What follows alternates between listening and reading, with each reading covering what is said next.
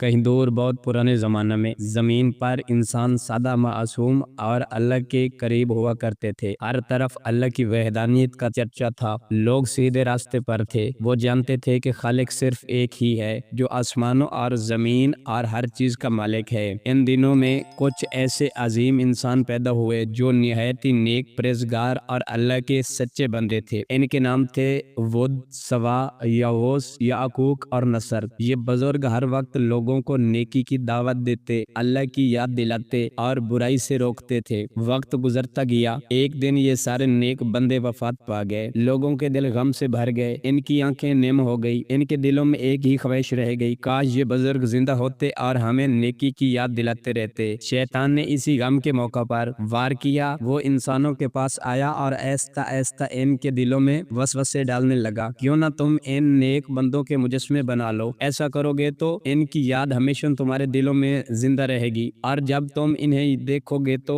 नेकी याद आएगी। इंसान जो इस वक्त बहुत सादा थे, शैतान की बातों में आ गए। उन्होंने अपने हाथों से इन नेक लोगों की तस्वीरें और मुजस्मे बनाए और इन्हें अपने घरों और इबादत गाहों में रख लिया। इब्तदा में कोई भी इन बुतों को महबूद नहीं मानता था। सब कहते थे ये तो बस यादगार हैं, बस हमें नेकी की याद दिलाते हैं। मगर वक्त के साथ नस्लें बदल गई, पुराने लोग मर गए, नए बच्चे बड़े हुए और अब इन मुजस्मों की कहानी बदल चुकी थी। अब लोग ये समझने लगे कि ये मुजस्मे हमारे अल्लाह के यहाँ सिफारिश करेंगे, ये हमें रिज्क देंगे, ये हमें बारिश दिलाएंगे, ये हमें बीमारियों से बचाएंगे। फिर वो इन बुतों के आगे झुकने लगे, इनके नाम पर कुर्बानियां देने लगे और इनसे हाजतें मांगने लगे। यूं दुनिया में सबसे पहली बार शिर्क का अंधेरा छा गया। अल्लाह के खालिस बंदे अब गुमराही की दलदल में फंस गए थे। तब अल्लाह ताला ने अपनी रहमत से एक अजीम नबी को महबूस फरमाया जिसका नाम था हजरत नूह अलैहिस्सलाम। हजरत नूह अलैहिस्सलाम ने अपनी कौम को समझाया,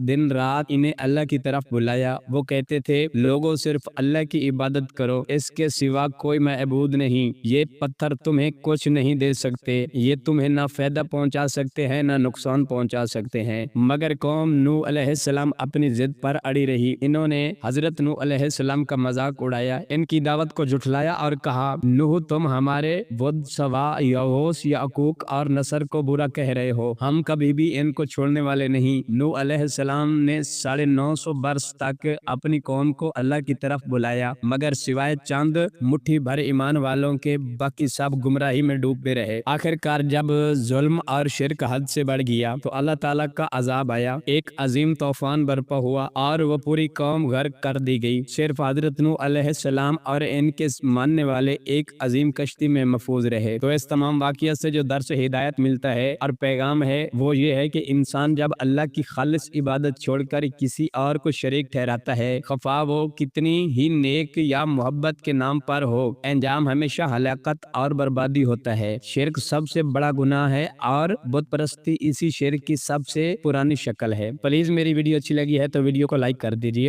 और मेरे चैनल आमिर इमरान ऑफिशियल को सब्सक्राइब कर दीजिए और अच्छे अच्छे इस्लामी कमेंट कीजिए। नेक्स्ट वीडियो आने तक अल्लाह निगहबान।